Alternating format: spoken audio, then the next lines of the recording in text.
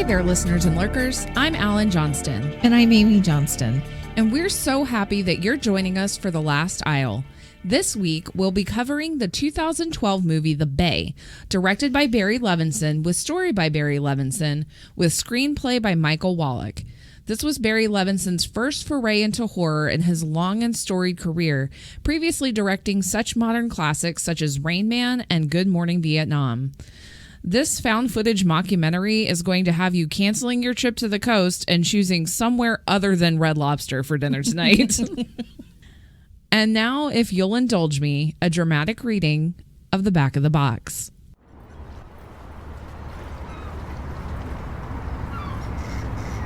On July 4th, 2009, a deadly menace swept through the quaint seaside town of Claridge, Maryland. But the harrowing story of what happened that Independence Day has never been told, until now. The authorities believed they had buried the truth about the tragedy that claimed over 700 human lives. Now, 3 years later, a reporter has emerged with footage revealing the cover-up and an unimaginable killer, a mysterious parasitic outbreak. Told from the perspective of those who were there and saw what happened, the Bay unfolds over 24 hours through people's cell phones, 911 calls, webcams, and whatever else could be used to document the nightmare in Claridge. What follows is a nerve-shredding tale of a small town plunged into absolute terror. Aimee, do you remember the first time that you saw The Bay? I think we decided to watch it together. I think we did. I think we did too. I may have watched it alone and then went, you absolutely have to see that. I can't remember if we watched it together the first time. Maybe watched the beginning and then maybe watch it with you. Whatever it was, it's a fairly recent even watch. If you watched it first and made me watch it, I think you maybe watched it first and was like, I'll watch it again with you. It's so good. I think you're right. My first experience watching it was with you. Okay, yeah. And oh my God. Holy nausea inducing. There's just so much. Okay. A little bit about me. I'm a little bit of a germphobe. I'm a little bit afraid of like pestilency shit. Yeah. So I mean, let's face it, I'm afraid of everything. That's why I love horror movies, because I get just like dive into these anxieties of mine. But like, I just remember there are specific things in this movie. Like I'm like trying not to make faces as I'm talking about it right now, which you can't see, but it is so like freak you out with even the first 20 minutes of the movie that my stomach was in a complete knot, and I was on the edge of my seat the entire movie. So this one's big. This one's heavy. This one plays on your anxieties for sure. I completely agree. Or mine, anyway. I completely agree. So I think you're right. I think either I watched the full movie and then asked you to watch it and I watched it the same night with you, or I may not have even finished it. I may have only gotten partially into it and was like, I'm stopping because I'm not watching this without my sister. I know there are a lot of people out there who are like over the found footage thing. They're like, it's been done to death, Paranormal Activity, Blair Witch, blah, blah, blah. I'm a sucker for a good found footage. Yeah. Or, some reviews reviewed to this as a mockumentary. Yeah. In my comedy life, I love mockumentaries, like all the Christopher Guest movies and stuff. And I'm glad you mentioned that, because I take issue with the found. This is a poor excuse of a found footage, but whatever. We'll get into that. Yeah. But I loved this movie. It was very immersive to me. It gets going in like minute 2 of this movie, and it doesn't let up. It's a short movie. It's not even an hour and a half. It's like an hour 24. Yeah. But all of it is just absolutely packed with visuals and facts and whatever. And so, it's a shorter ride, but it is an intense ride. It is nightmare fuel for me. I'm not lying when I say this movie is going to put you off your seafood. It's a big deal. I do want to make a note here, because this is a found footage movie, so to speak. There are lots of clips. There are lots of interviews. The way the movie is cut is short, choppy, segments. I'm going to do my best during this script to relay everything that's on the screen. However, there are some areas of the film that I'm just not going to be able to cover. If you have not yet watched this movie, we highly recommend that you go watch it first and then come back and listen to this episode. You will catch much more than I'm able to cover on this episode. So please, if you have not seen The Bay yet, go rent it, go watch it. Watch it, really and great. Then come back here and I will hold your hand and tell you. Pet your head and tell you it's going to be okay. And ask you who hurt you. With that, let's dive right in. Caution, spoilers ahead. The film opens with a montage of news footage. Various clips discuss environmental mysteries, beach debris, fish kills, dying birds. More and more clips are played, faster and faster, until all of the voices descend into a cacophony of bad news. The very final sentence we hear is that scientists don't know what killed them. After fading to black, we see the text, "Those events were covered by the media. The following story was never made public." Next, we see a woman in an empty room on a Skype call. We can only see her side of the conversation. The woman, Donna Thompson, who is played by Heather Donahue, introduces herself, saying that she was a communications major assigned to cover the Independence Day celebration in Claridge, Maryland in 2009. She says that this video is the first time she's speaking out about the disaster that happened while she was there. She seems distracted and upset, saying that she didn't know this topic would still be so difficult to discuss. She's able to continue, saying that she and some others have been trying for 3 years to bring the events of July 4th, 2009 to the public eye, and that thanks now to a government, quote, leak website, all of the footage recorded on that day has finally been obtained. Oh, yeah. It's called the... Like GovLeaks. GovLeaks. And I'm like, is it WikiLeaks? WikiLeaks, right. Yeah, no, I know. While she says this last sentence, we begin to see clips of a dunking booth, people jumping into swimming pools, a crab eating contest, all the stereotypical events of a small town America July 4th celebration. Sorry, I'm going to try not to make faces while you describe, because already I'm like, she's like a crab eating contest, and I'm over here going, "Blah," and I'm going to make her stutter, and I'm sorry, listeners. Donna says that she's not sure if anyone's going to see this or if anything's going to happen to her as a result of the footage going public, but that for her to be able to move on from this, she has to make sure that people know the entire story. We cut to audio of a Claridge area radio show on WBAY, talking to listeners and wishing them a happy Independence Day, while footage of parade goers plays, showing kids eating snow cones, people on red, white, and blue bikes, and lots of smiling faces. While we see more footage of sunbathers and water skiers, Donna narrates that she spent her summers here. It's where she had her first crab dinner and her first summer kiss.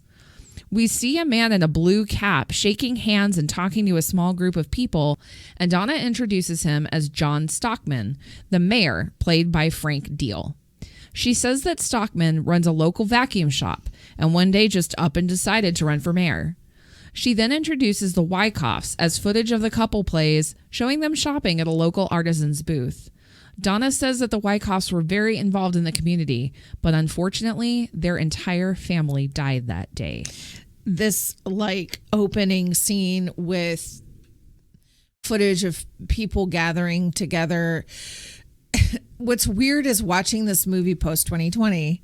It already is playing on my anxieties of crowds of people. We watched this the first time pre-2020, and to watch it again after, I was like, oh, dude, yeah.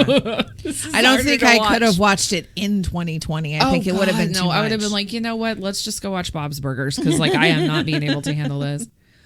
Archive footage of Donna suddenly appears on screen, with her practicing and flubbing an on-camera introduction of herself as a news reporter. Donna voices over her own video here, asking how come nobody told her pants were that tight. They're very tight. They're pretty tight. They look cute on her. Right. She's got a good butt. She's selling it, yeah. but Donna says that every time she sees this footage, it's difficult for her and that she tends to overcompensate with humor to hide her emotions. So Donna is me. Yeah. Donna is our family. Donna is I'm uncomfortable. Me. I'm going to crack a joke at my own expense. Yep.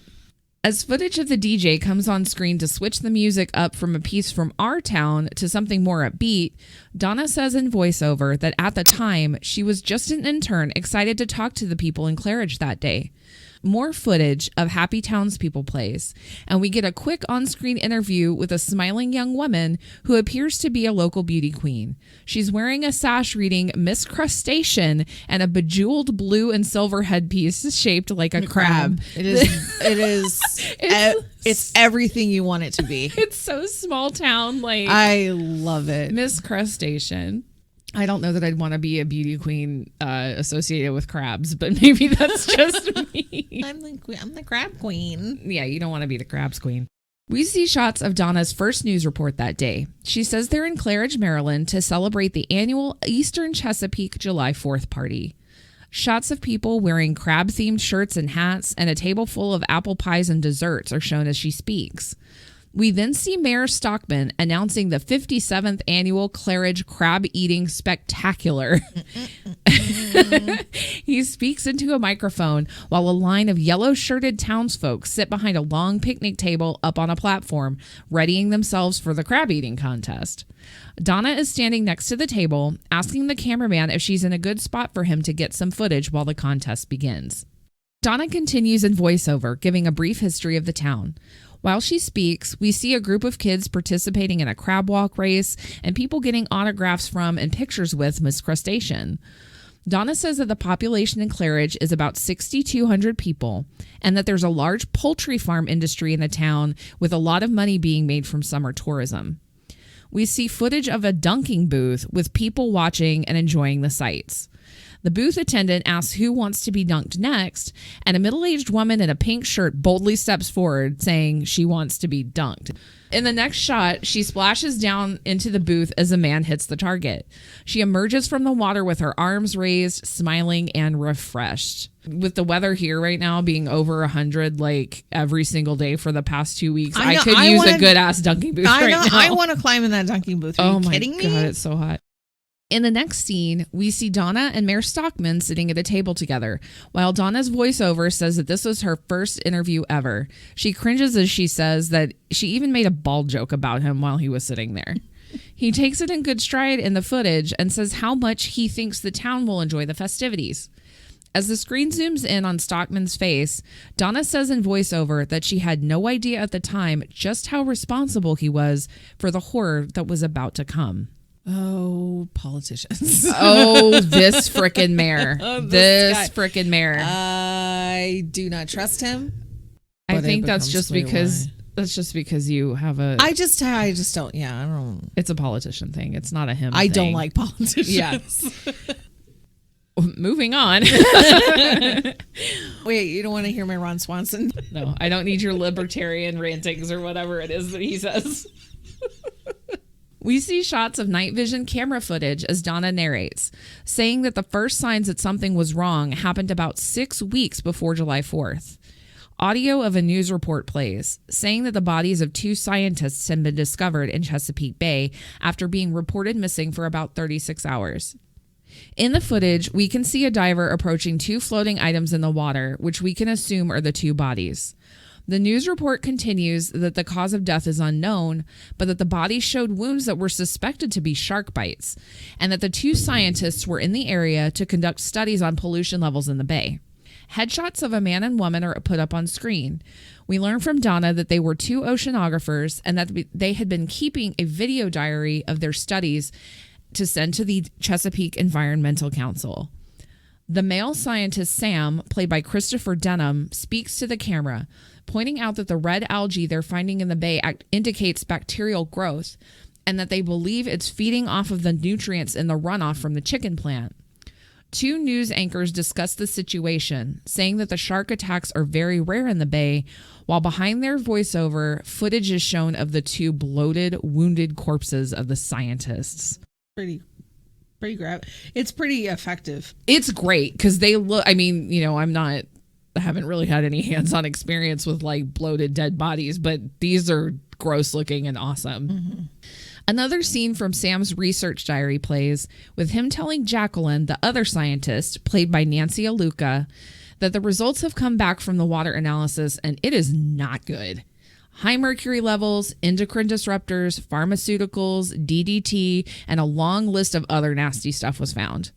While Sam reads down the list, we see still photo close-ups of Sam's bloated, dead face, with his entire face swollen and his lips unable to enclose his bulging tongue. It's like such a shock shot of his face. So these details feel based in reality. That's the type of things that they're running through. And that's because they are to a degree. They, Donald Bosch, the president of the University of Maryland Center for Environmental Science, said in an interview with the Baltimore Sun that they got enough of the science to be dangerous. He said that the film accurately portrays the Chesapeake as in diminished ecological health. And we'll get into that a little bit more. But scientists in a Baltimore Sun article from 2012 did kind of weigh in on what they thought about the accuracy of what the film portrayed and whether or not it was accurate as far as like what goes down in this movie. A security camera from the pier where the bodies are laid out is shown, with one of the men on scene saying that bull sharks don't normally bite the chest and abdomen area of a person, but that's where we can see that a lot of major wounds were found on the bodies. They're like chewed up. Back in an entry from the scientist's video diary, Jacqueline says that the toxins in the water are following the current of the bay and that they're headed right for a small town on the coast, Claridge, Maryland. In voiceover, Donna says that some of the citizens of Claridge did raise concerns with the water quality in the bay, and we see shots from a political luncheon with Mayor Stockman. One of the townspeople stands up and says that the mayor's putting chicken shit in the town's water. The mayor pushes back, saying that the EPA continues to test water contaminants in the bay and that it's their responsibility. Next, we see a website called The Eco Spy, facts on the ground from an environmental secret agent. Oh, God. Text overlaying the site says that this site was shut down on July 5th, 2009, the day after the 4th of July celebration. Video from the site shows an activist breaking into the Claridge chicken plant, and in a night vision video, he says that each of the barns we see holds about 32,000 chickens, and that 45 million pounds of chicken waste from the plant is dumped into the bay every single year. He shows just how close these massive piles of waste are to the bay, and we see a backhoe next to the pile in position to push it all right into the water. It's like very, very tall hills of chicken shit. It is huge mounds of chicken shit. Yeah. It's disgusting. Back at the political luncheon, a second citizen says that she doesn't know why there's so much doom and gloom about the bay. Everyone's kids have grown up there, and there have been no problems, and there's a smattering of applause and cheering at this statement. Mayor Stockman then speaks, saying that, yes, although many citizens gave him a hard time about building a new desalination plant, it gave Claridge the ability to increase capacity for chicken farming in the area. Donna says in voiceover that the desalination plant helped increase the water supply, not only for farming, but also for citizens to use, and that everyone just assumed that the plant would remove harmful substances from the water. While she says this, we see footage of people swimming, the lady splashing happily in the dunk tank. There's no indication here of anyone thinking that the water's not safe. Footage of Mayor Stockman continues, with him saying, you know, this is the best darn water I've ever tasted, while taking a big drink from a solo cup full of water. That he totally didn't drink out of a plastic bottle from somewhere else. To the sounds of cheers and clapping all around him. Yeah, I'm not entirely sure that he wasn't just like, yeah, if you could give me some Avion in this cup real fast. Yeah. Donna speaks again, saying that people were worried about water and the economy, but that it wasn't their focus. They were just living their day-to-day lives. We see footage of one of the main roads in Claridge with Independence Day revelers all around, but suddenly a woman's scream breaks through the sound of the crowd. It's the dunking booth woman walking down the middle of the street, yelling for someone to do something. Next, we see a swimming pool and hear a child screaming for her mommy. Her mother leads her away from the pool, continuously asking her what's wrong. We flash back to the dunking booth woman who keeps asking what's happening to her, clearly in a lot of distress. She begs for someone to find her husband and her kids, and the camera moves closer. She has broken out in large blisters all over her face, chest, and arms. She is like covered in boils.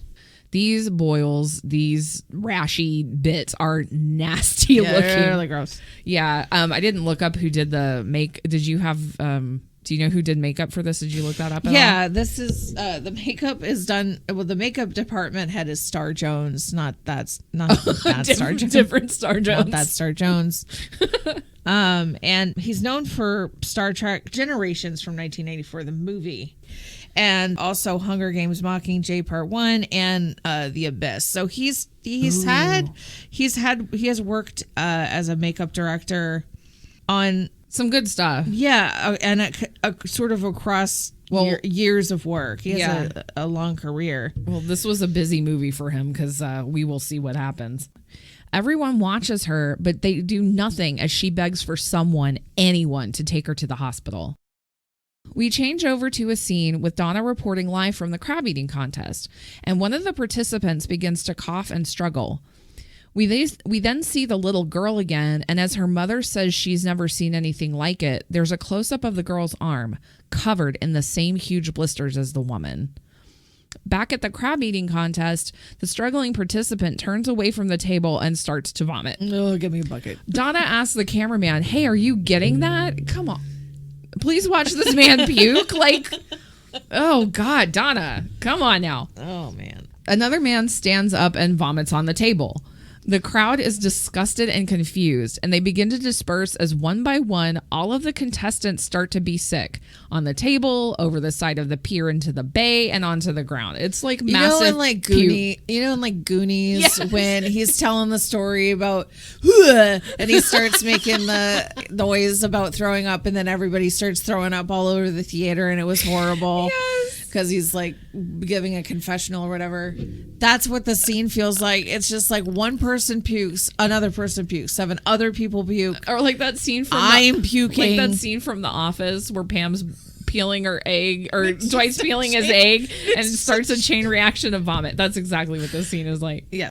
Mayor Stockman approaches Donna's cameraman, asking him to cut the cameras while the chaos goes on behind him. We see the little girl being wheeled into an ambulance on a gurney, and the dunking booth woman continues to wail in the street. Nobody has come to her aid. It is so sad. She's like screaming for her husband, and she's like, "Somebody needs to take me to the hospital." She's screaming. And she's panicking. And like, it's so weird. So the street is empty, probably for like a parade or, something they're going to do later. And there's all these people on either side of the street just watching her and not doing anything. Well, and I have to, again, pre-2020 versus post-2020. Pre-2020, I'd be like, oh, hell no, I'm not going to help her. I'm going to get sick. Yeah, pre-2020, I would have been outraged too, and I am still a little outraged, but post-2020, panic, man. I don't want anybody touching anybody without protective personal, like without PPE, or gloves on. Don't touch her. You don't know what she has. Well, and so you see all over her skin, it is just like red and angry, and it's on her neck and her arms, and it's creepy. The footage suddenly changes to a hospital examination room. Donna in voiceover introduces Dr. Jack Abrams, played by Stephen Kunkin, the head physician in the ER on July 4th, 2009. Donna states that he would treat over 350 patients that day and would be dead later that night. We see Dr. Abrams begin to examine a patient, asking her to remove her overshirt. She's left wearing a tank top, and we can see the angry red blisters covering her entire back and shoulders. Security cam footage is then showed of Dr. Abrams at the nurses' station, and we hear audio of him calling the Center for Disease Control. While we hear him explaining the situation on the phone, saying there's been some kind of outbreak, we see security footage from the waiting room over time. It begins with just a few patients, then more, then fills to overflowing. On screen next is Dr. Williams, played by Robert Trevaler, in the Communicable Disease Department of the CDC. Dr. Abrams' call has been routed to him. Dr. Abrams explains to Williams that he currently has 30 people in the ER waiting room presenting with the same symptoms: lesions on the face, legs, neck, and chest. Williams asks what Dr. Abrams thinks it is, and he says he has no idea. We see Dr. Abrams in the exam room next, asking a patient who's full of blisters if she's spent any time around livestock lately or if she spends a lot of time in the sun. She says no to both. Footage of his interview with the next patient starts with her saying she has pain all the way into her bones, and Dr. Abrams tells her that he has had a lot of people that day with the exact same symptoms. So they have an outbreak. There it is an outbreak. Something's happening. Something's happening. In the next scene, we see dash cam footage taken from a police vehicle. Two men chat about where to go for lunch, and in voiceover, Donna introduces them as Officer Paul, played by Jodie Thompson, and Officer Jimson, played by Michael Beasley. From the dash cam, we see Officer Paul hit the siren and say, "What is that?" as we see a large lump on the side of the road. Donna narrates that the officers reported the first death at 12:42 p.m. I just want to say, when the CDC was on the phone with the doctors, I found that like kind of super triggering. Oh God, I know. Especially when he's like asking him questions and like, what are the symptoms and how many does he have and how many cases and all of that stuff. Yeah, and he's like, okay, I'm gonna run you through like some scenarios of like what this probably is, like kind of smug. Yeah, and I'm like, okay, so first of all, don't be a dick. But you see that facade drop pretty quickly. He realizes really early on that it's like a shit moment. As soon as the doctor says 30 cases, he's like, wait, how many cases do you have? Yeah, not like 2 or 3. 30. And 30. Yeah. Officer Paul goes to check on the body to look for a pulse, but looks up at Officer Jimson and states that this guy's dead, but he doesn't see any wounds or gunshots. Officer Paul radios in to report the deceased young white male. In the next scene, we're presented with a shot of a young man on a boat. A woman films him and then turns the camera to show that she's holding a young infant in a car seat. The man takes the baby and says they're all going to Claridge to watch some fireworks. In voiceover, Donna introduces the man and woman as Alex Talmott, played by Will Rogers, and Stephanie Talmott, played by Kristen Connolly, who we love and know from Cabin in the Woods, as Dana.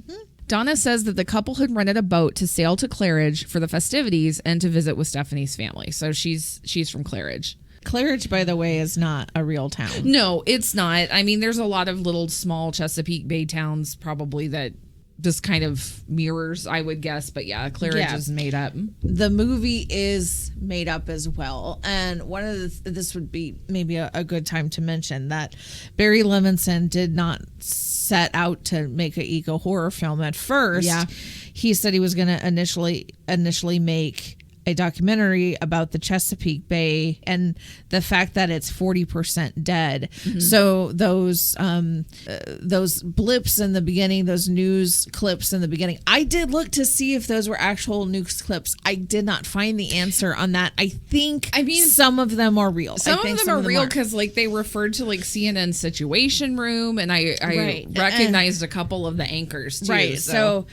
So he says in this interview that he did a little research and found that Frontline had done a terrific documentary about the Chesapeake and all of its problems.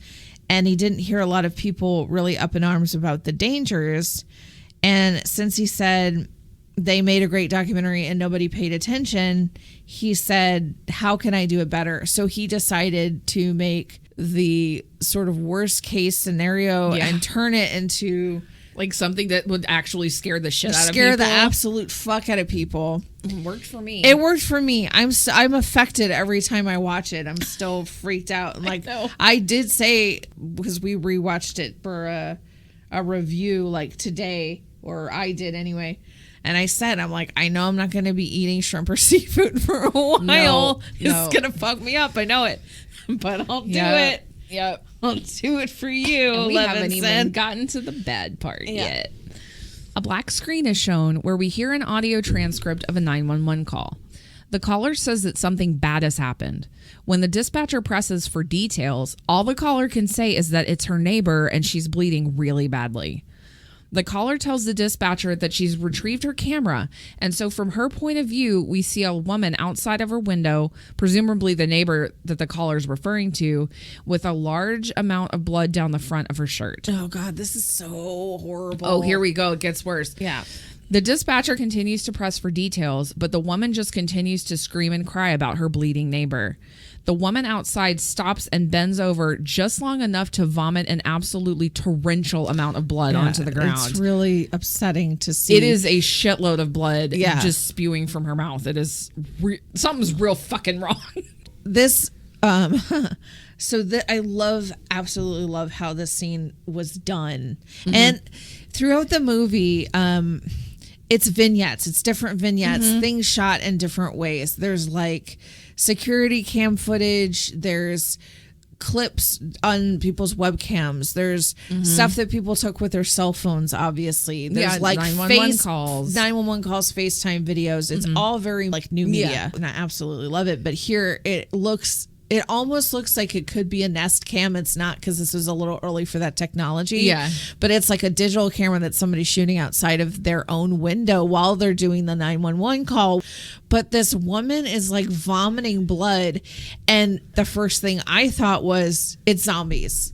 Because I'm like, it's the rage virus or something. Yeah. Like, you see this person, like, they lose all their faculties. Yeah, she's they're just, vomiting like, blood. screaming. She's screaming and running with like blood running down her shirt. I'm like, I love this. I absolutely love how this was done. It was funny too, because you were talking about, all the different cameras that are around, like surveillance cams and this and that. And like I think people ding found footage a lot because of cameras, because they're like, why would that camera be on? Why would that camera be running? There wouldn't be a camera there, blah, blah, blah.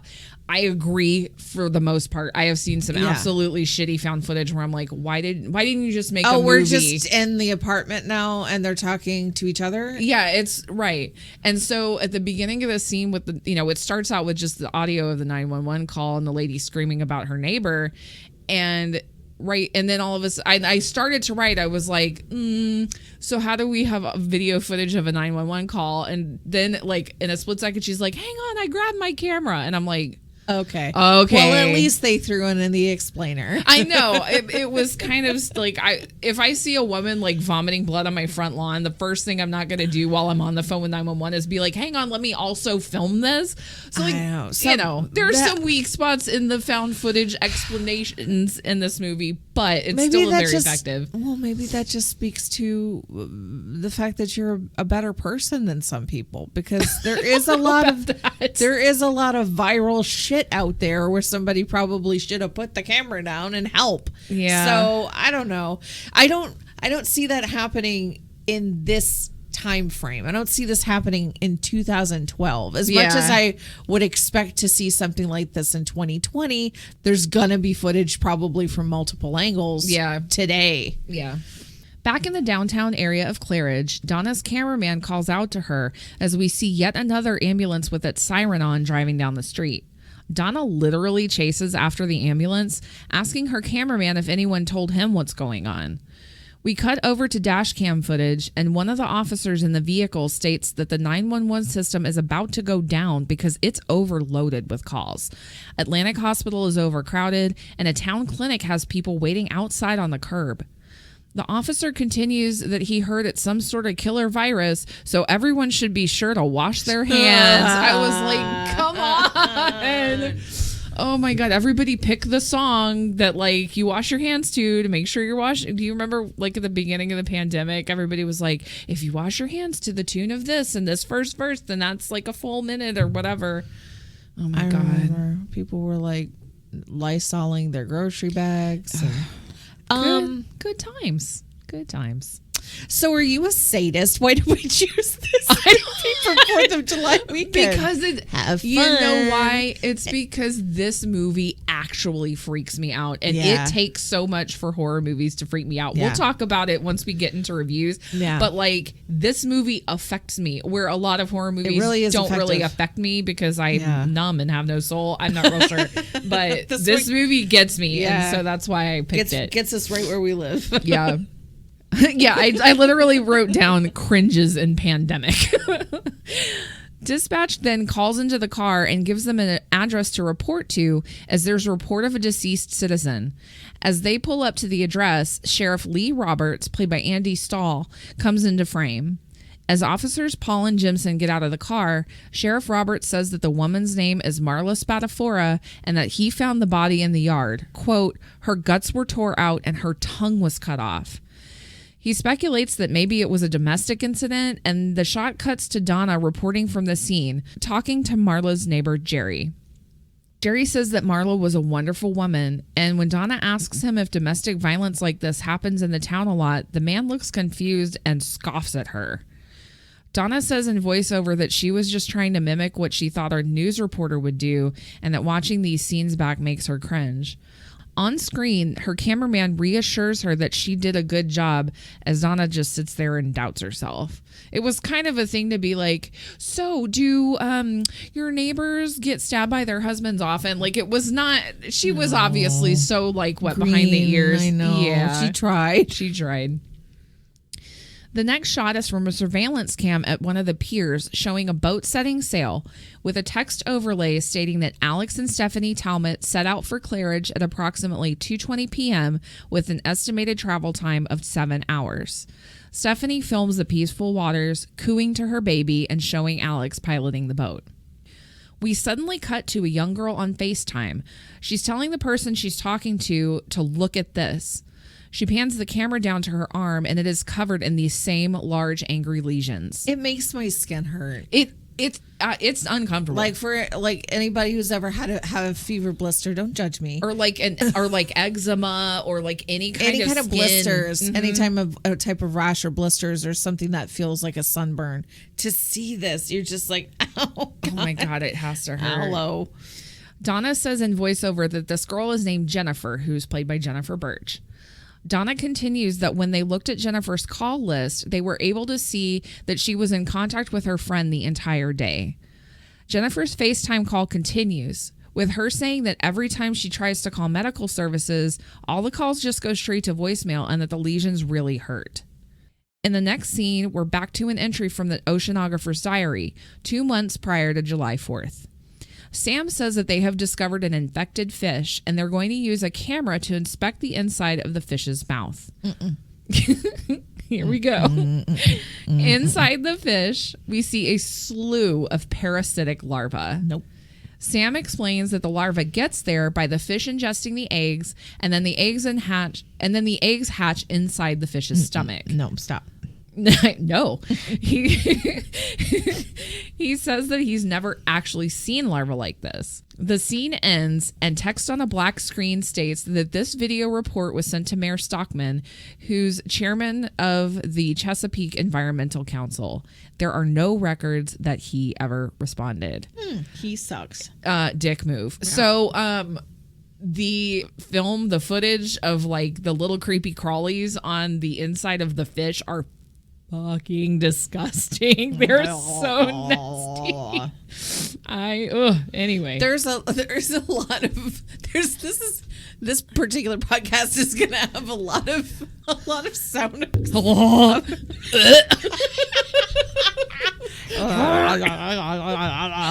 It's just there's so much. Makes your jaw tighten up, and you just have to like bathe in bleach. Don't bathe in bleach. No, but I don't inject bleach either. But I want to right now. It's very squicky. It is very, very squicky. Unclean. We then see Donna shrugging in frustration as a police vehicle drives away. The cameraman asks her what's wrong, and she says she just heard on the police radio that there's been another murder. We cut to the 2 news anchors from earlier saying that the body of Marla Spadafora was found in a very mutilated condition. And while they continue, we see footage of Donna on another supposed, quote, murder scene as the body is picked up by EMS. Donna stays in the shot as EMS carries the body away, and someone off screen tells her that she's really pushing her luck. The news anchors, in an off-air but still recorded conversation, say that today is going to be a real career maker for Donna. The cops on scene continue to try to chase Donna and the cameraman off, but suddenly onlookers scream.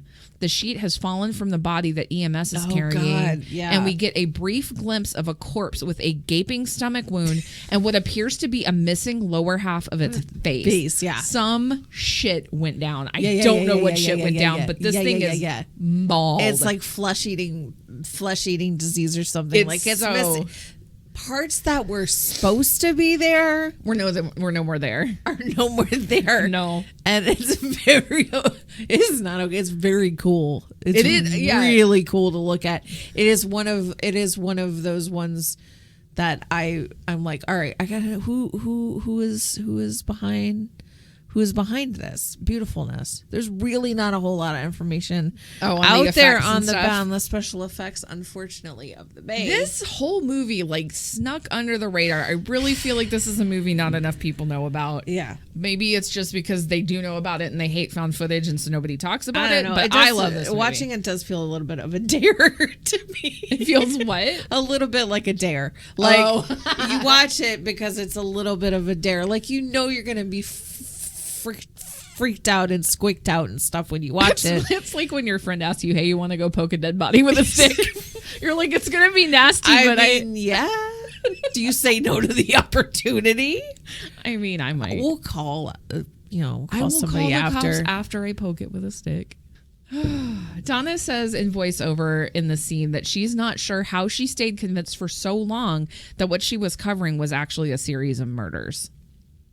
The next footage we see is identified on screen as an email attachment to the CDC from Dr. Abrams. He's shown in surgery, and while two attendants assist him, he points out the massive lesions and rot on a person's leg, saying that he believes that the leg will continue to get progressively worse with whatever it is moving onto the entire body. We see Williams and his team from the CDC observing the video, while Dr. Abrams continues that he believes they're up against a parasite, something that is literally eating its way out of the body from the inside. He pleads with the CDC, please figure out what the hell this is. So these infections, according to the Baltimore Sun article, are backed by fact. At one point, the health officials pondered what's in the water that's afflicting people. They show pictures of an also braided human leg and talk about how some of the people wading in the water or swimming in the bay have gotten nasty skin infections from the deadly bacterium Vibrio vulnificus. Yeah, they even talk about that later. They bring that one up by name like later in the movie. Yeah. And just one more thing about that. Bosch says that that's the real threat. There's been cases of serious Vibrio illnesses and skin infections traced to contact in summertime with warmed by the bay waters. Mm-hmm. So like people are really getting these kinds of skin infections. I will not look that up on Google Images. I know. I'm not checking that out. No. I like fakey horror. I don't like real life shit. I wish you guys could see the face Amy's making right now. Ooh, it's just...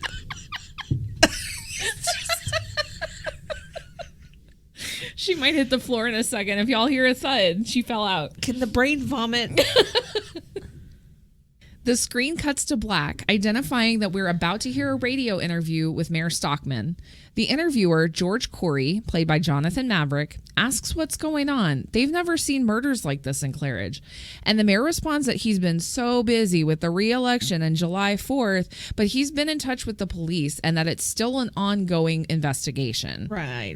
This guy is a wiener. He continues that there are a lot of rumors being spread, but he wants to help set the record straight. Mayor Stockman says that in warmer temperatures, bacteria levels can rise, potentially causing rashes and intestinal distress, and that this is just a fact of life in the Bay.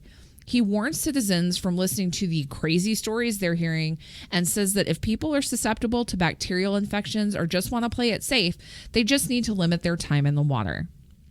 We return to another video entry from the scientists, with Jacqueline gravely concerned that the bacteria level they're seeing is much higher than they usually see after a storm, and that the fertilizer in the chicken plant runoff is helping to feed it. Sam then cuts into the belly of a fish with an absolutely gut-churning amount of white goo oozing out of it. It's so gross. That's right. He like turns away from it like he's gonna be sick. So like it smells. Oh God, it's horrifying. Mayor Stockman's radio interview plays again. He says that if he gets any facts that change what he says, he'll come back on the air. A home video shot on a fishing boat, noted to be just 6 miles north of Claridge, shows a group of people fishing and having a good old time. One of the men starts to reel in a fairly large fish, and as he holds it by the mouth to unhook it, he notices something strange. Just then, a large insect-looking thing crawls out of the mouth of the fish and onto the man's arm. It's like this big black, like beetle, cockroachy scarab. I don't know what it is. It's gross. I'm sorry. This is just going to be the episode of blah, blah, blah. It's involuntary at this point. Like, I can't help it. I think the thing is called a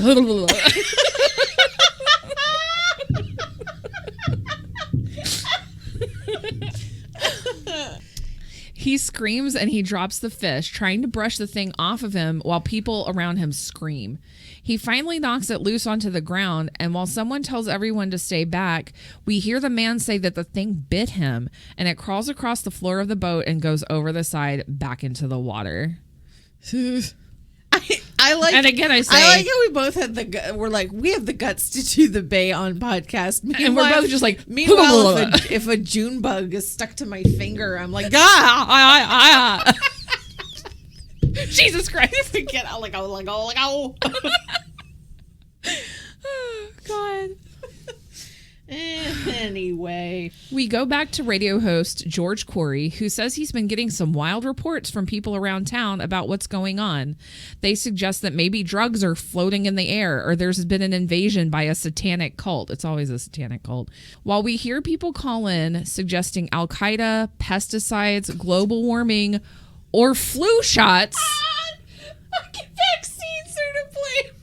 Flu shots are behind this sudden influx of sick people. When someone said flu shots, I was like, Jesus fucking Christ. I wrote that down. It's the gay frogs, probably. Oh, no, don't you dare go down an Alex Jones rabbit hole. I'll punch you. Return to the freaking frogs, gay. We get more footage of Alex and Stephanie on their boat trip to Claridge, looking peaceful and happy. Stephanie looks concerned as she tells Alex that she's not able to reach her parents on the phone, but Alex just says they'll probably meet them at the pier in Claridge at the agreed upon time. He's not terribly worried at this point. Another scientist video entry dated June 2nd, 2009, finds Jacqueline behind a table with multiple dead fish laid out in front of her. She says all the fish have been mutilated, pointing out that the tongue is missing out of some of them and that all the others appear to have been bitten. She says this is really confusing to her because, quote, fish don't bite fish. So this is not like... Yeah, fish just swallow fish. Yeah, they like, just go gunk, and yeah, and then the fish whole, is gone. But they don't like... Fish. These have been like gnawed on. Like they're...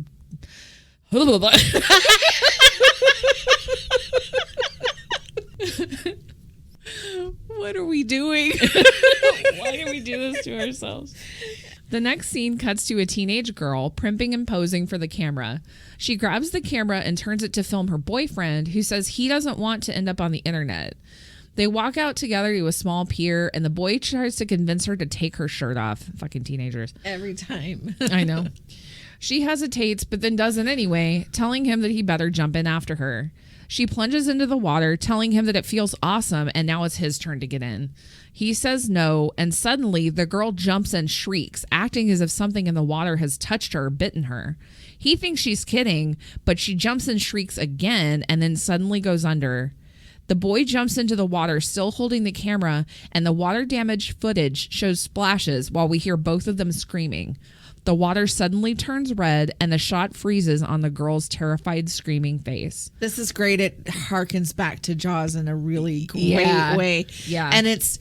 You don't see it because it's water damaged footage. Right. It cuts in and out, and it's a really creative way to handle the special effects here. You don't get to see much, but you don't have to. Yeah.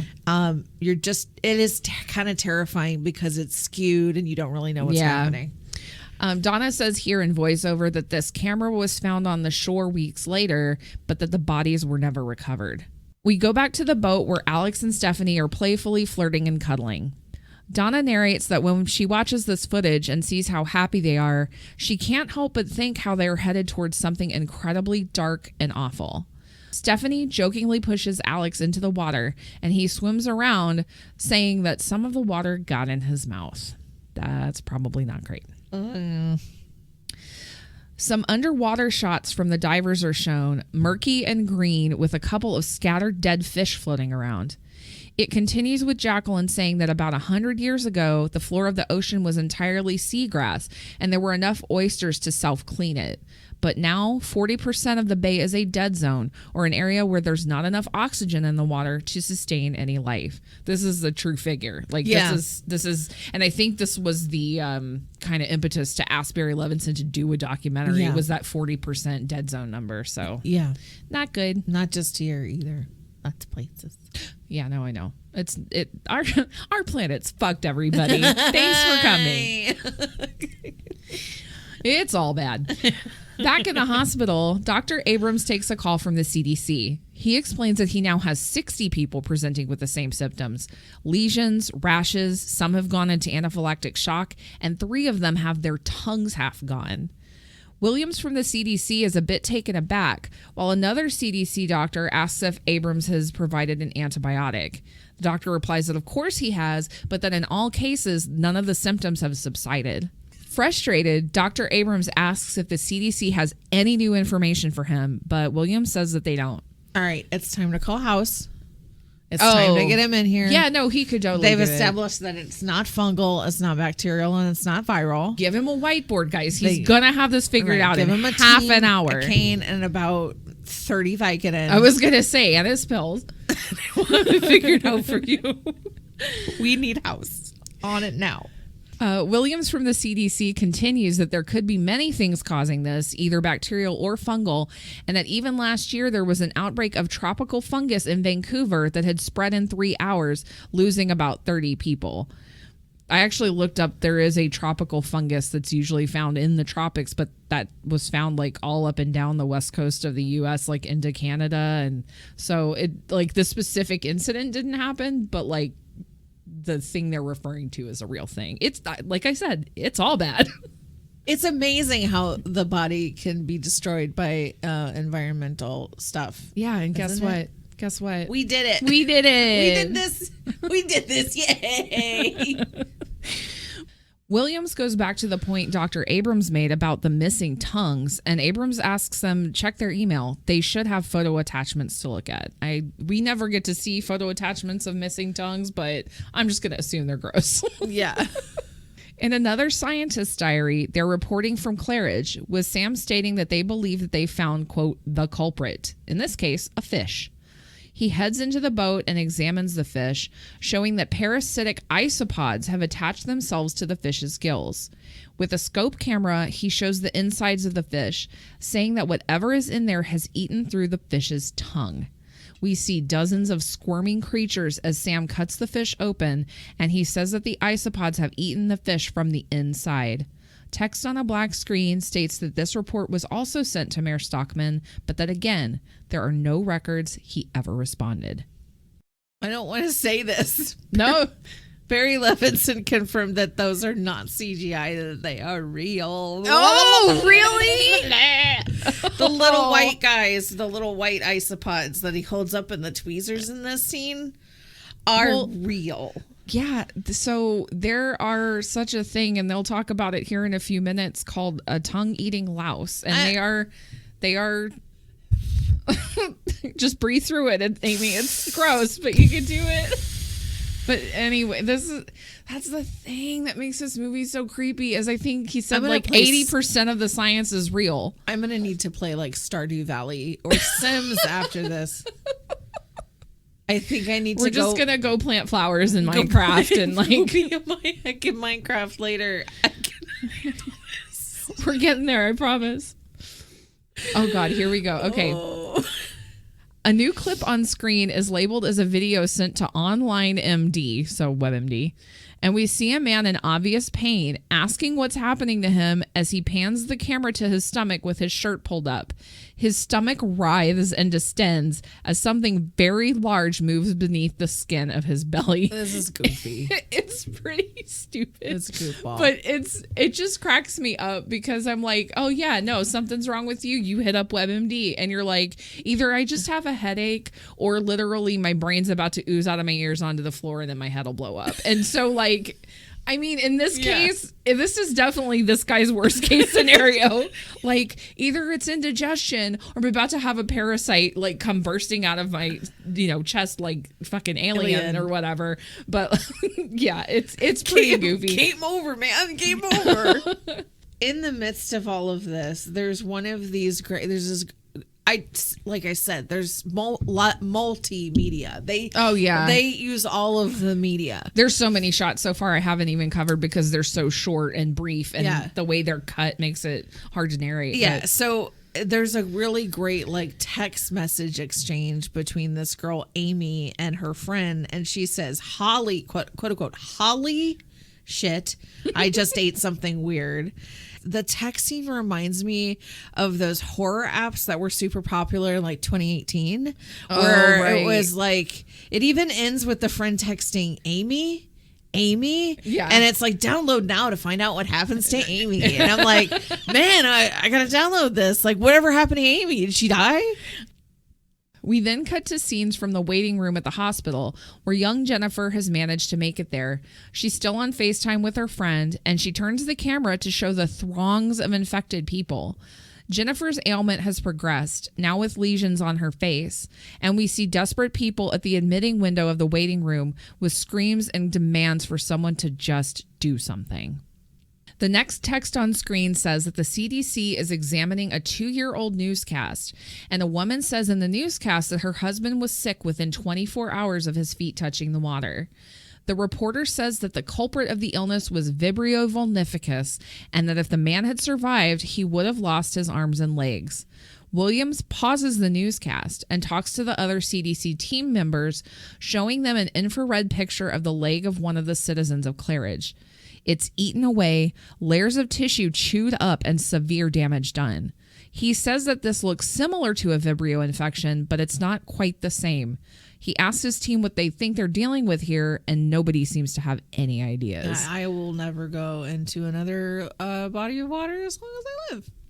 It's hard to want to take a shower, maybe. Like, ooh. Yeah, this Vibrio thing, like you said, it's real. Yeah. It's real. And I'm still not going to look at pictures of it either. You should. We then go to audio of a voicemail to Stephanie. A woman asks where Stephanie is and that she's not picking up her phone. The woman says that she's at the hospital with Stephanie's dad and that he has a really bad infection that will probably lead to his leg needing to be amputated. Sorry, this is fucking heartbreaking. This moment is so heartbreaking. And this is where I'm like, oh, God. Because she's just like, I can't get to you. Dad's in the hospital. I'm waiting. Yeah. She tells Stephanie not to get off the boat once they get to Claridge. She continues that she also has lesions and that she thinks there are a lot of people in Claridge that aren't going to make it.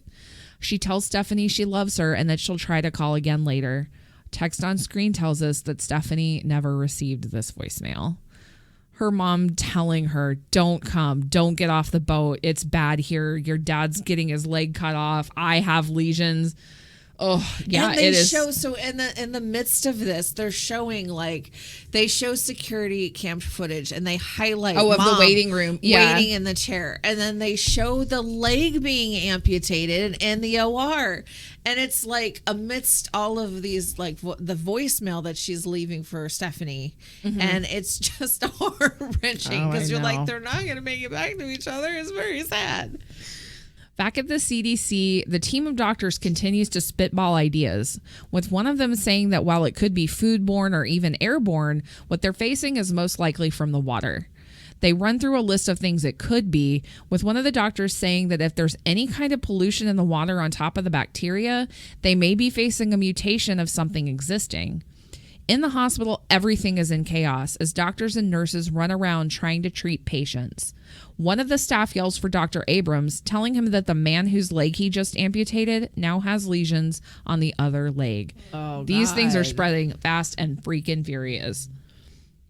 We're taken to footage of a Skype call with Dr. Sacerdoti of the CDC, played by Divakar Shukla, and Dr. Michaels, played by Kenny Alfonso, asking a staffer from the EPA, who is played by Zach Hanner, just what the hell is going on in Chesapeake Bay. The EPA staffer asks what he means, and Dr. Michaels asks if there's anything that could cause this kind of outbreak. The EPA staffer lists pollutants, algae, agricultural runoff, chicken excrement, and oh yeah, whoops, there was a small leak from a nuclear reactor in 2002, but that they weren't expecting it to hit the bay until 2014. What the actual fuck? Why does nobody know about this movie will do two things for you. It'll make you never want to eat seafood or jump in the water, 3 things. And it will make you really mad at politicians and government officials. Oh my God. Because they're like, do your fucking job. Clap, clap. Do your fucking job. Do your fucking job. Dr. New, played by Rasul Jahan, asks if people have been drinking this water. The EPA staffer says no, this water is brackish, so people wouldn't be able to drink it, but that some of the radiation may have gotten into local wells and that, there is that desalination plant in Claridge. So nobody's drinking the water except, wait, yes, they totally are. Yeah. Fucking great. We hear audio of Mayor Stockman again, repeating that with the desalination plant, it will give citizens more water for their personal use. The activist comes on screen again, saying in his sting operation video that the chickens drink up to 2,000 gallons of that water per day, and we know that all their waste is going into the bay. Right, so they're drinking all of the wastewater with radiation. Yep. And pooping it, and which is just going right back into the water to compound. It is not good. It's the circle of life.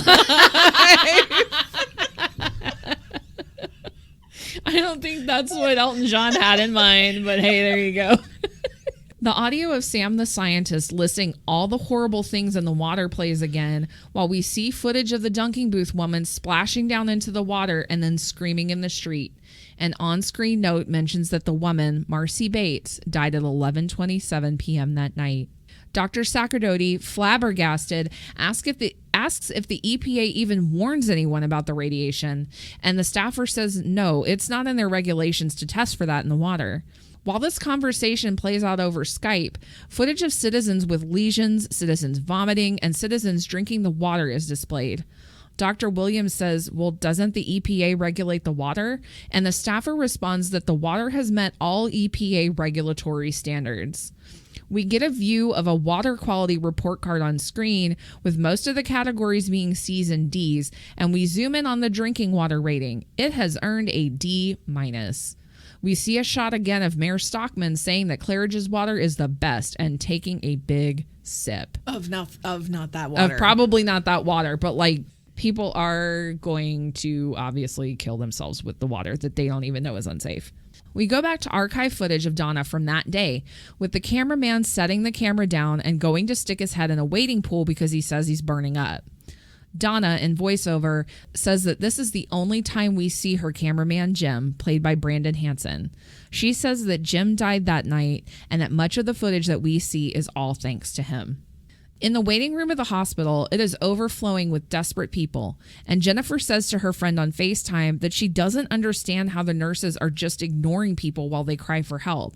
Audio of Dr. Abrams calling the governor's office is heard with panic in his voice. We are then shown a bridge with bumper-to-bumper traffic on it, with a woman and a man arguing inside a car about what could be taking so long. Horns honk while people are at a standstill. Back in the hospital, Dr. Abrams pleads with the man from the governor's office on the phone, telling him that people are dying in Claridge and that the CDC is being incredibly slow. The man at the governor's office says that he'll pass along the message, and then back on the bridge, we see the same line of unmoving, honking cars. Donna narrates that the bridge was shut down for 3 days and nobody ever made it off of the bridge. She says that through all of her research, she never even discovered who ordered the bridge shut down. Oh, I know who ordered. We know who ordered the bridge shut down. Well, they're not letting people out of Claridge. It's almost like they don't want the story to get out. I don't know. I think maybe the mayor. An email is shown addressed to Donna at the news station, and it states, "The FBI is at our office. You're not allowed to post your blogs anymore because they don't want to cause any undue fear in the community or some shit like that." Oh my God. It is signed by Chris, the news station blog editor. Mm-hmm. On screen, footage of Donna from that day begins to play, assumedly after she received that email, because she states that there's something called the First Amendment, and she positions herself for cameraman Jim to shoot another news report. She introduces herself again, saying that they're live at the 4th of July fairgrounds. Far off in the background, we hear a man screaming and moaning, and she pauses to listen. Oh. She asks if Jim heard that, and he says he did, while suddenly a louder blood-curdling scream is heard, and Donna drops her mic. In Donna's Skype call, she tells the man on the other end that she was hearing screams from all different places across the water. She says they were very prominent, and she could hear the horrific pain in the screams she was hearing. This is... Scene. It's haunting because Levinson does an amazing job of making you feel some kind of way. For real. With very little. Because it's like you have this scene of what's obviously an abandoned celebration, which we, because she's, I think, right by the crab table. Yeah. Everybody's gone. Right. The peaceful waters behind her, and you just the way I don't know if they like had people physically standing across the water and doing scream calls from, but like, oh my God, it's just like scream over here, scream over there, and it's haunting. It is so haunting. Surrounded in death, surrounded in suffering, not just death, surrounded in suffering, and nobody knows what's going on. Excruciating pain, like people's insides are disappearing. People's tongues are being ripped out. People's bodies are being torn apart. People's flesh is being eaten away. Everybody is in the throes of absolute anguish. And it's just this like small little moment of all of the screaming. And you really get to feel it. It's very terrifying. From the police dash cam, we can hear dispatch asking for officers to respond to a nearby call regarding some screaming. Officer Jimson hits the siren and they speed towards the call.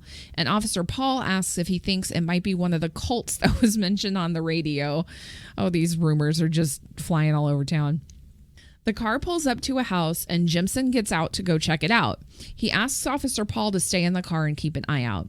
Jimson knocks repeatedly with no answer and eventually shouts over to Officer Paul that he's going to go in, and he opens the front door. Donna, still at the fairgrounds, does another news report with the screams continuing in the background. Her face wears a mask of fear and confusion, not knowing what to say. Back with the officers, we suddenly hear gunshots from inside the house. Officer Paul, startled, gets out of the car and radios in, reporting shots fired. He approaches the house with his gun drawn, calling out to Jimson to say that he's coming in, and he opens the door. A text overlay is shown, saying that the following audio has been enhanced to attempt to understand the events that unfolded in this house. Jimson, in distress, says that they're all dying, tears in his voice. Paul says they're not dying, but then screams, "What have you done, Jim?" Jimson tearfully says that the people were begging him to shoot them. Paul asks what the hell is crawling on everyone, and we hear that there's someone screaming and moaning oddly in the background. Jimson says he doesn't know what it is, and that whatever it is, they're eating the flesh of the inhabitants of the house. Paul yells for them to get the hell out of there, and one of the officers notices that the moaning man's tongue is completely missing. They ask him if he cut it off himself, and the moaning man is barely able to articulate, "Shoot me." Paul begins to yell, saying that one of the things is crawling on him and that it's bitten him. He suddenly says in fear, "No, wait, Jim. No, it's me, Paul." And we hear a gunshot. The moaning man stops. We hear Paul beg yet again for Jimson not to do this, and we hear another gunshot. Officer Paul goes silent. So this audio scene is goofball. I'm sorry. No, it isn't until the end with the no, it's me, Paul, that you get back into that uncomfortable space you've been squirming around in. No, and I think it's because they narrate just a little too much. What's happening? What's that? It's crawling on him. They're eating its flesh. Right. Oh my God, your tongue is missing. Did you cut it out yourself?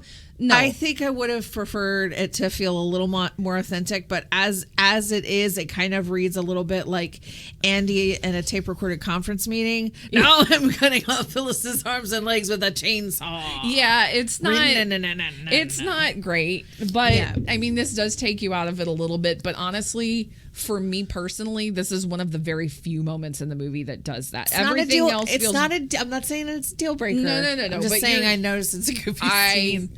Completely agree with you. Yeah. We next see that the following audio is a radio transmission received by the Coast Guard. Cessna Airplane 157 calls in, asking what the hell's going on, as we see aerial footage of a huge mass of dead fish. The man in the Cessna describes what he's seeing to the Coast Guard, who is taken aback. At the CDC, Williams is looking at a photo received from the research professor at the University of Maryland. The photos the CDC are looking at are of the Psamothua exigua, or sea lice.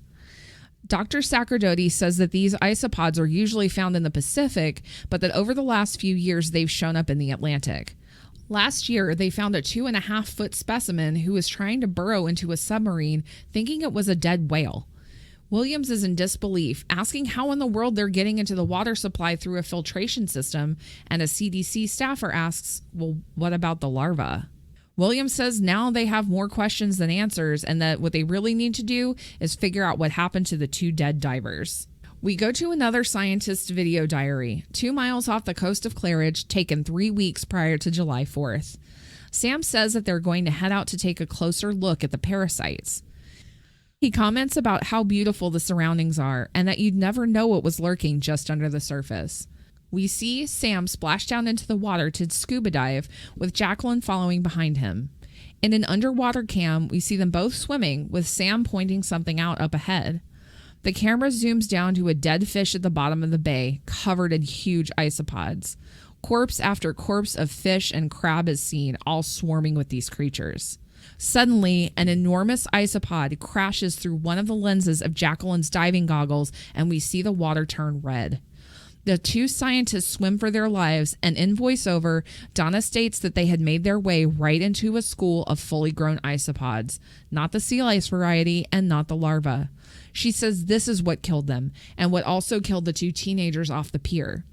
She wonders aloud whether authorities viewed this footage or if they just chose not to let anyone know about it. Yeah, it's like a piranha. It's like watching a piranha like eat a carcass. It's these things are intense and very predatory. We see more archive footage of Donna taken at about 9 p.m. the night of July 4th. She asks her cameraman Jim if he hears what she does, and she listens closely to hear the sounds of a radio or a jukebox playing from inside a waterfront restaurant, mixed with a ghastly moaning sound. They cautiously approach the source of the moaning, and Donna spots a small puddle on the ground. She bends down to inspect it and looks up to see a dead woman hanging over the roof of the restaurant. Just then, blood falls onto Donna's face and she screams and begins to run. Oh. This is like one of the very few, what I would call like jump scares in the movie. Break out the bleach. But it's effective because break out the bleach, dude. Break out the freaking flamethrower. I'm just going to burn my face off and start over with a new one. I don't need dead person parasite blood all over me at all.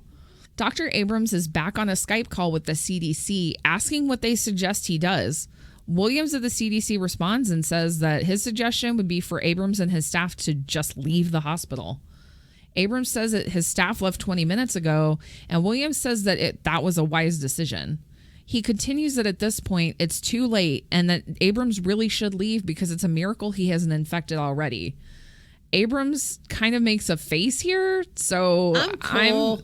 No, it's more a face like, yeah, sure is a miracle I'm not infected already. Right. Like he's right. I'm totally not even that. I am not infected. Abrams is incredulous, saying that he has people in massive pain there waiting for treatment. He says he's been amputating limbs all day and he can't just leave. All Williams can say is, we're sorry. The CDC. Abrams is just, to me, Abrams is the hero of this movie. Oh, yeah. I mean, we Abrams already feels like know. He will not waver. He will not leave his patients behind. He's like, I will not leave my post. No, he won't. Yeah. Yeah. Well, and like we already know, because Donna said earlier in the movie, like he dies later that night. So like he died trying to save he's others. Gonna stick it out because he took that Hippocratic oath, man. Like he's not just gonna he's not gonna just be like, nah, I'm good. Yep. I'm gonna fuck off to Cancun. Ted Cruz. In surveillance footage from a hospital stairwell, Jennifer is on FaceTime with her friend, telling her that she needs to go somewhere to get help. Jennifer says don't come to the hospital because they're not helping anyone, and her friend says not to worry about it because it's just a rash. Jennifer says that there are dead people all over the place, and the friend asks how can people be dead from just a rash? She also asks Jennifer if her tongue is hurting because hers is hurting really badly. As Jennifer continues to talk to her friend, saying she doesn't want to be alone, the call cuts off. This is the last time we see her. Surveillance footage from the pier is shown, with Stephanie and Alex finally arriving in Claridge. Stephanie asks if Alex sees her parents, and he says no. I just see a bunch of dead shit in the water. In another scene, Sheriff Roberts is in a police cruiser, and from dashcam footage, we can hear him asking Mayor Stockman if he's heard from the governor. The mayor says yes, and that the governor asked if they should declare a state of emergency. The mayor says he told the governor to give him a few more hours to try to get a handle on things. This is a dick move. Yeah. So the governor's calling in and is like, all right, it sounds like some shit's getting pretty real out there. Do you want me to send you some help? And the mayor's like, nah, fam, I got this. Like, I'm cool. No, we don't want people in hazmat suits running around. God for fucking bid that people think something is wrong. The mayor continues that the CDC doesn't even know if what they're up against is contagious, and that for now, they've isolated Claridge from surrounding communities. While he tells the sheriff that he doesn't want people showing up in hazmat suits, Sheriff Roberts can hear screams and cries from outside the vehicle. Mayor Stockman says that there's no media reporting on this except for that student running around with her camera, and that he and his deputies need to really get on top of things. Sheriff Roberts says that all contact was lost with his deputies about 30 minutes prior, and Stockman says they shut down all the cell towers, but that shouldn't affect the police radios. This is a dick move. Fuck this guy. Stockman tells the sheriff to pick him up so he can see exactly what's going on out there, and the sheriff tells him he'll be there in about 5 minutes. Donna washes her face off in a fountain, telling Jim she has never been so scared before. Jim notices something on the ground, and looking closer, it's a dead body. Blood covers the man's shirt, and the man's lips and nose appear to be completely eaten away. Oh, yeah. As the camera zooms in on him to get a better look, we see the dead man's eyes move. He's not fucking dead. No. Oh my. Now he's no face, and his eyes are just like... He's looking around. Oh, God. Oh, God. Oh, God. Donna screams, and she and Jim flee in horror. In voiceover, Donna makes fun of herself for running in a circle, not knowing where to run. I feel like that would also be me. She says she was just so fucking scared, and says that this was the last report that she shot until she made this film. Alex and Stephanie walk down the pier, looking suspiciously into the water as Stephanie, clearly distressed, says that she still can't get in touch with her parents. Alex says that this is the quietest 4th of July he's ever seen, and Stephanie asks him if he really needs to be filming all this. He says, yeah, he wants to prove to her parents that they were there for the, quote, non-festivities. Alex is being a little bit of a dick, but whatever. Let's explain her. It really is just an explainer. Why are you filming right now? Well, because... we're in a movie, but you don't know that. We need this footage. Right. But you're not supposed to know that. So I'm going to, for proof to your parents. There it is. To show my son later. When he's older. When he's dating. And Donna breaks in with narration here, saying that by the time Alex and Stephanie arrived in Claridge, over 700 people had died. Alex and Stephanie argue a bit, and suddenly Alex exclaims, "What the hell is that?" We see a young woman dead on the pier. Stephanie tells him not to get any closer and that she just wants to get the hell out of there. Yeah, so pop quiz here. Okay. What do? You are on a boat, having a nice vacation, whatever, with your partner and your baby. You get off the boat, and people are fucking dead in the street. Okay, I'm with you. Do you get back on the boat? Yes. I also get back on the boat. He mentions that, like, where are they supposed to go with, like, they don't have any gas, but, like, at least the boat is away from whatever contagion might be in the town. And I'm assuming equipped enough with food in the event that something happened and they had to stay on the boat. But, like, I definitely don't go wander into the middle of the shit to be like, hey, what's going on? Nope. There's nobody around and there's a ton of dead bodies. I think I'm going to go deeper into the crap. Back at the CDC, the doctors are in the middle of a video call with a marine biologist from the University of Maryland. He tells them that yes, a toxic soup of chemicals could cause mutations, and that the amount of steroids in the chicken waste going into the bay could exponentially increase both the size and quantity of the isopods. Over the next rapid series of clips, the activist says that the amount of steroids in the chicken feed can turn a baby chick into a full-grown chicken in 42 days when it normally takes 6 months. We see a brief clip of Mayor Stockman thanking a townsperson for turning on the misters that are spraying the crowd with the affected water. No. Shot after shot of huge isopods, people playing in and drinking the water, and photos of the desalination plant play. Williams of the CDC is finally shown, and he dejectedly asks his assistant to get the White House on the phone. Yeah.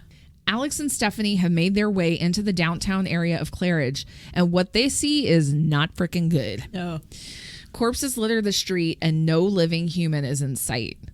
Donna's voice breaks in, saying that many infected citizens that night decided to wait it out on Main Street, just hoping that someone would drive by and help them. Stephanie tells Alex she wants to call the police, and Alex reminds her that there's no cell phone service because the dick mayor turned off the towers. Yep. Smart. They decide to go into an open storefront to wait it out. They look around the furniture store, checking for dead bodies, and Stephanie looks for a landline so she can try to make a call. Alex says he's going to go look around outside to see if he can find anyone on the street at all. Bitch, I am not trying to go find sick people, most likely. Like, stay in a store, stay on the boat, stay. Yeah. Stop going places. Oh, look, there's some people who have their faces eaten off. I should go see if there's I'm going to go others. talk to them with their non-face. Back in the police car, Sheriff Roberts has picked up Mayor Stockman, and they're headed to try to find the sheriff's missing deputies. There's a beeping sound, and the mayor asks what that sound is. Roberts says, "Put on your seatbelt. Come on, you're inside a police car. Dude, buckle it up or you'll die." Yeah. While they talk about the consequences the deputies will face if the sheriff finds out they're joking around or they've abandoned their post, they come across a patrol car, police lights still flashing. The sheriff says he thinks it's Jimson's car, and we see Officer Jimson get out of the car, mumbling to himself with his gun drawn. He waves the sheriff and the mayor away, and Sheriff Roberts calls out to him from inside the car to try to get him to come talk. As Jimson moves closer to the car, the dash cam shows that he has lesions all over his face. Poor Jimson. I know. Jimson beats on the hood of the sheriff's car, telling him to go away. Sheriff Roberts tries to get him into the car so he can take Jimson to the hospital, but Jimson just continues to sadly mumble, "We're all going to die. We're all going to die," over and over. Despite protests from the mayor, Sheriff Roberts gets out of the car to try to help Jimson. Jimson says they're eating his flesh. They're eating everybody's flesh, and he's going to die. The sheriff tells him he's not going to die, and as he slowly approaches, Jimson raises his gun towards the sheriff and fires. The sheriff is hit in the chest and falls out of sight of the dash cam. Officer Jimson, despondent and softly crying, lifts the gun to his temple and shoots. He falls against his patrol car and to the ground, dead. This Go ahead. No, I was just going to say this is one of the most heartbreaking scenes to me. Oh my God, it breaks my heart too, because he goes, you shouldn't have to die like this. You don't have to die like this, sir. Like he is trying to, he is now infected, so he knows how much pain he's in. Mm-hmm. He saw how much pain those other people that were in that were begging for death. And he goes, "You shouldn't have to die like this." But he's like, we're all going to die. So he shoots him. He does what he thinks is like he's saving him the pain. Yeah, it's tough. It's tough. We see more shots of Main Street Claridge from Alex's point of view, with him focusing on all the corpses, even seeing poor Miss Crustacean dead on the ground. She's still got her little crown and sash on. Inside the store, Stephanie calls for Alex to come in, saying she's gotten Skype to work. I don't know how they got Skype to work. Right? If there's no cell tower, I don't know. Whatever. She got Skype to work. It's a movie. Don't ask questions. They talked to a man named Bill, I'm guessing who's like a friend or a family member, saying that they arrived in Claridge to find nobody around and nothing but bodies in the streets. Bill says, "Hey, that's a really good joke," but Stephanie insists they're not joking. Bill says, "Well, then why don't you call the police?" And Stephanie says that she tried, but she wasn't able to get through to them or to her parents, and that all the cell phone lines are down. Bill asks what happened to Alex, and Alex stresses he doesn't know what's going on. Bill says, "No, man, what's on your neck?" Alex turns his head, and we see a huge lesion has formed under his jaw. That's what you get for getting bay water in your mouth when you jump in the water. I don't think he meant to. No, he tries to spit it out. He's like, I got water in my mouth. Yeah. In the hospital, midnight on what is now July 5th, red emergency lights flash inside, and the halls and beds are filled with the dead. Dr. Abrams makes a video journal saying that he's going to show the world what happened here. He says the CDC stopped taking his calls, and he even called FEMA for assistance. He was thinking initially that it was a virus making everyone sick, but no. He believes now that it's a parasitic isopod eating people from the inside, intestines, livers, kidneys, all soft tissue. While he speaks, face after face of the dead is shown inside the hospital. We see Jennifer, cell phone right next to her, leaning against a wall with boils covering her body. She is gone. A quick glimpse of a dead woman floating in a pool floaty is shown, her face and her hip bloody and mangled. An isopod crawls out of her hip wound and down her leg. Yeah, pretty gnarly. I'm going to give you a parallel. I don't know if it's obscure. It doesn't feel obscure to us because we grew up seeing this miniseries. A little 1994 miniseries called The Stand. Oh, good one. Come on. Gary Sinise and Molly Ringwald and oh my God, just everybody, everyone is in this. Rob Lowe, Shawnee Smith, who we know from Saw, like everybody's in it. Yeah. So Moose from Coach. So, in the very beginning of this movie, though, or the miniseries, it opens up with Blue Oyster Cult, Fear the Reaper, and it is a scene of like all of these people who are dead from a virus that has broken out, and like there's like a dude dead on a fryer, and like but people have like these weird sores and their snot noses. Again, it's another one of those pestilence movies that scares the shit out of me. Yeah, maybe that's just my like genre of scariest movies is like pestilence, eco horror, and yeah. But there's a very like I feel that like eerie parallel. Yeah. Oh, you're not wrong. Dr. Abrams lifts his shirt and says that he noticed a rash on his upper torso about 45 minutes earlier, and says that if someone finds this tape, to please get it out to the public. Poor baby's doing his duty. He died doing his duty. Yeah. Dashcam footage shows the police car, lights and sirens blaring, speeding down the residential streets of Claridge, with Mayor Stockman behind the wheel. Body after body is in his path in the street. A man appears in the middle of the road, bloodied and trying to wave the car down, but Stockman just speeds past him. As he drives through a four-way intersection, blowing the stop sign, a car T-bones the driver's side door, and we see the police car sputter to a stop. Yeah, he's going like 90 in a residential. This dude's... Text on screen says, Mayor John Stockman died from injuries suffered in the accident. His death may have been preventable, but there were no emergency services available. Buckle it up or you'll die. Yes, I guarantee you he was not buckled in. I mean, I feel like that's just like a little tiny Easter eggy thing they put like to hint. Is it bad to say fucking good? Like, no, I also hope he pooped himself when he died. Like, fuck this guy. This dude sucks. Back in the store, Alex chokes and vomits as Bill from the Skype call asks what's wrong and what's going on.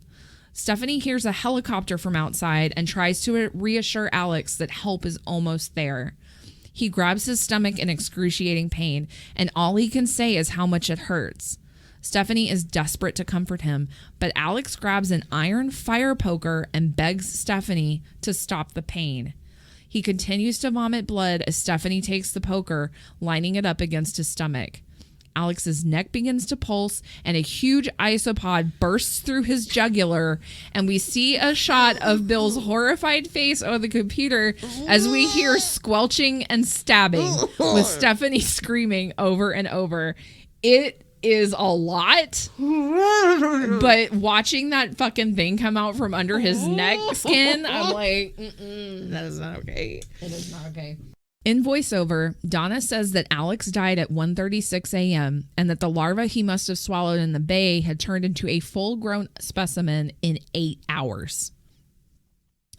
And again, He's in excruciating pain, and Oh, he's God. screaming at her to finish him. She's holding a poker, and he's like, why every time I speak? Go lay down.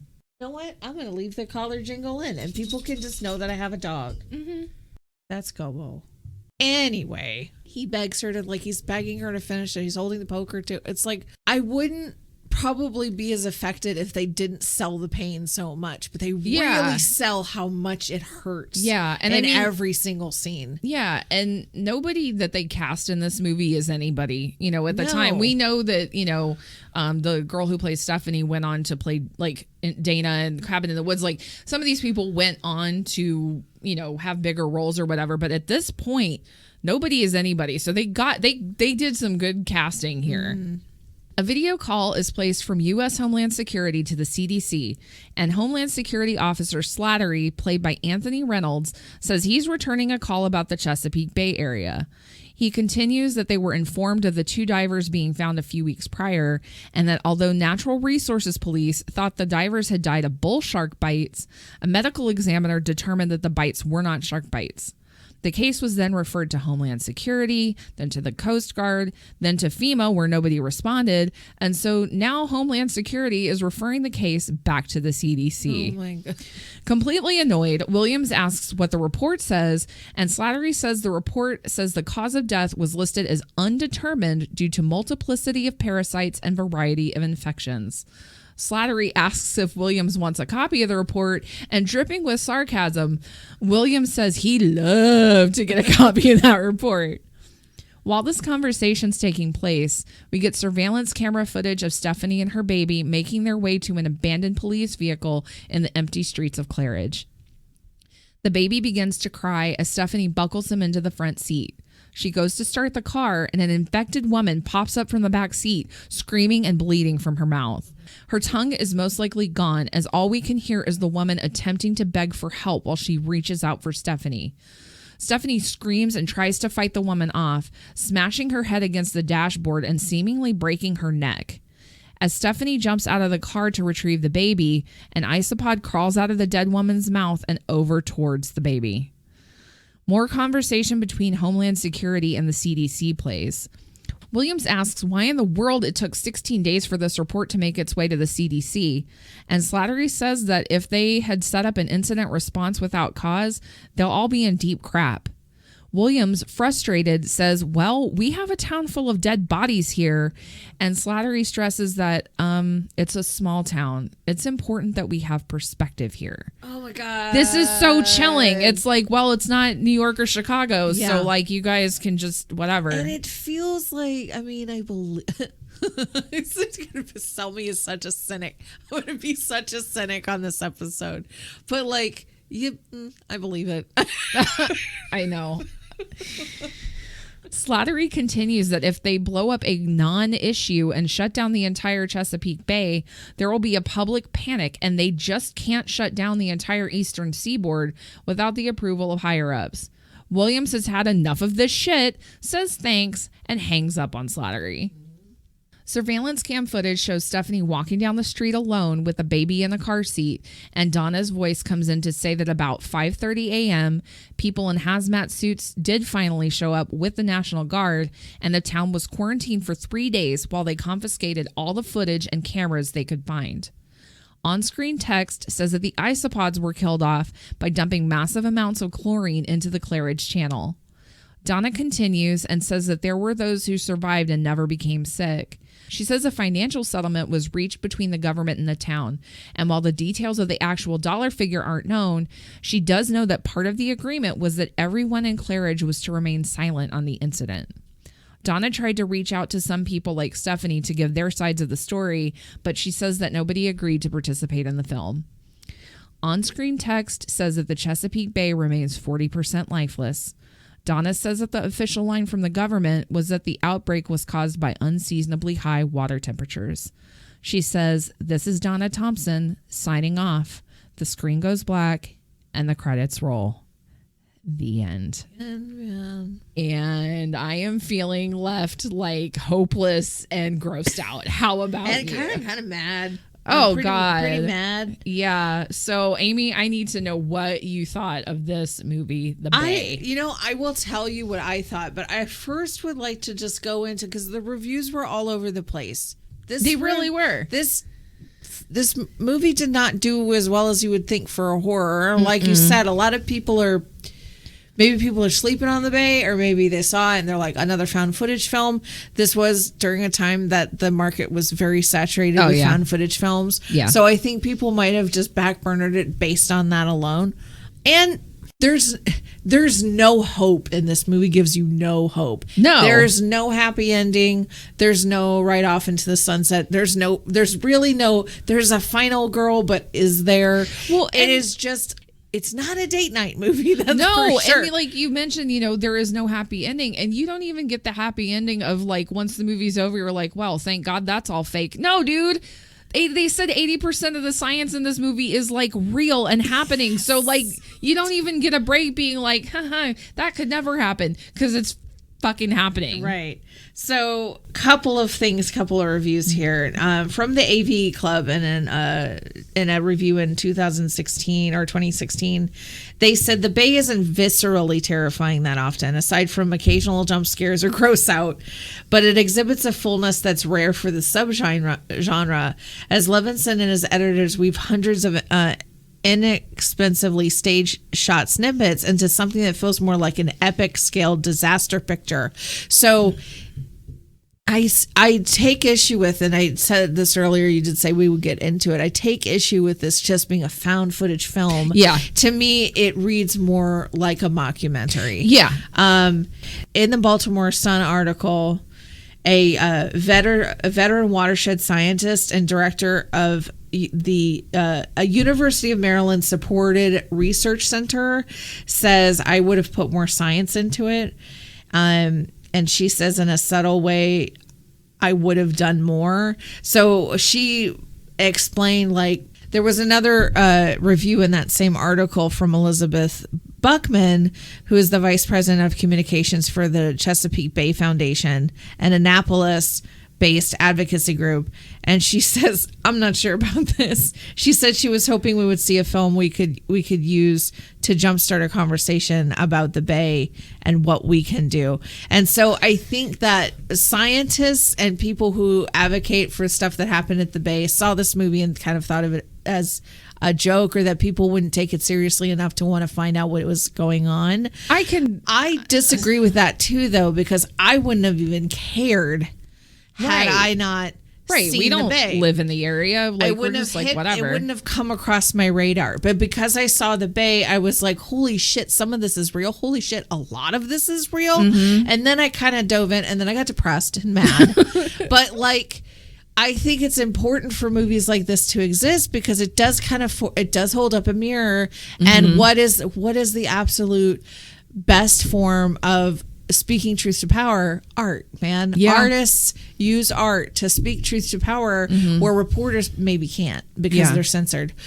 So I absolutely love this as a piece of art, because I'm like, yeah, dude, I know you made Wag the Dog and all that, but like, here you took something, a message that you were passionate about coming from Baltimore. You took a subject that like you really wanted to get across, and you knew that nobody would pay attention to a documentary, so you're like, fuck it, let's fuck it up, let's make it gross, let's make it scary, let's scare people with it and see if it is something that they'll go check out. I as a person, as an artist, love that, and celebrate it. Yeah. And absolutely think that everybody should see this movie. I think it's important. I think it's an important movie to watch. I completely love this movie.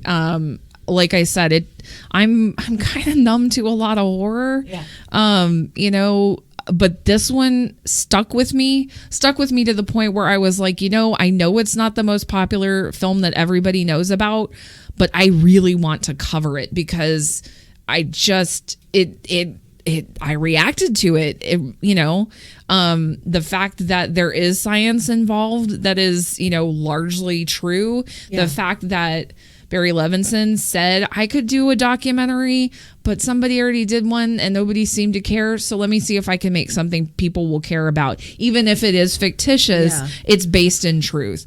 You know, I love what he did with it. You know, I do hate that people probably looked at it and said, what? It's found footage? Never mind. I don't even want to check it out. Yeah. And I honestly think maybe what was the disservice to this film is maybe it lived a little bit too much in the middle, because maybe it wasn't based in enough fact for people who were scientists and who, you know, supported the foundation, and like maybe that was just like, oh, it's not going to do Well, I can see why scientists wouldn't be. And then from the horror genre, from the horror lovers, people are like, what the fuck is this shit, man?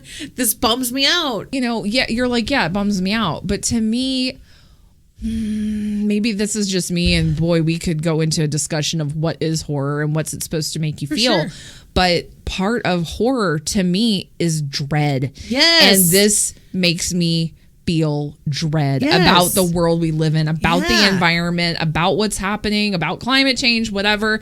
And so, yes, there's the spookies and the ghosties and the goblins and the whatever and paranormal stuff. That stuff gets me. That's more entertaining. But this one to me was even more horrific because it's based in truth. Yeah. And so based in truth, and it could, I mean, something along these lines could happen, but yet there's enough ridiculousness. There's enough like, oh my god, okay, that's a bit much, where you can at the end of the day like take your stress goggles off and go, okay, it's just a movie. This didn't actually happen. It's just a movie. Right. And so I do love that about horror. And you're right. Like, it has got to make you feel something. This definitely made me feel some kind of way. Yeah. And Michael Wallach, who wrote the screenplay for this, said, you know, like a ton of the science is real. He said, you're going to know the part that like we threw in that's kind of the ridiculous part, which is the radiation leak that like nobody was aware of and blah, blah, blah. So like they kind of had that where they're like, well, yeah, obviously that's not true.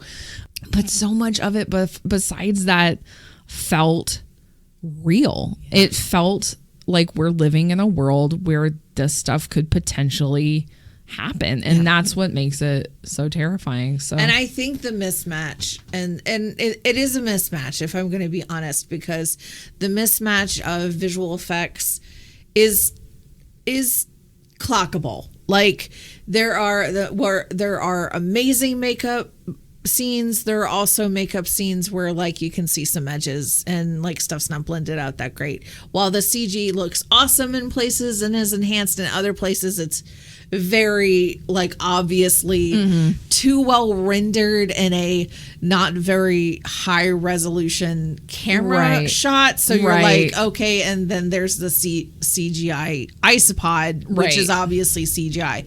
So like while there are moments of like that where it kind of takes you back out of it a little bit, I think that I take that a little bit as kind of a breath of fresh air to just be like, it's just a movie. Right, because you can see the seams and the cracks a little bit. So you're like, oh God, okay, if it was too perfect, it would seem too real. And I'd have to go crawl under my covers and suck my thumb. I kind of need those little breaks of like, okay, it's not perfect. Because if it was too convincing, man, I think it's like... Well, kind of like the scene where you said, you know, the audio of the cops in the house. You're like, it's goofy. You need that little bit of like, well, this is obviously not anything that could happen, to kind of, you're not wrong. It gives your brain a break from the dread. So how many days are you renting this for? I'm gonna say 7.